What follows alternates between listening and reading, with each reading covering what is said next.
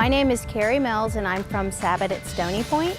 We are here today doing observational drawing with children. To do observational drawing at home, you can use any natural materials that you find. You're going to use your eyes and you are going to look at this antler and you're going to see all the details, all the parts, and you're going to put them in your drawing. So it's all from what you see, not from what you know in your head, but from what you're seeing.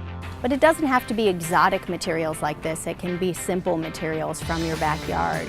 And to do that, you don't have to have fancy materials either. Pencils, colored pencils, markers, the cracks you see in the bones.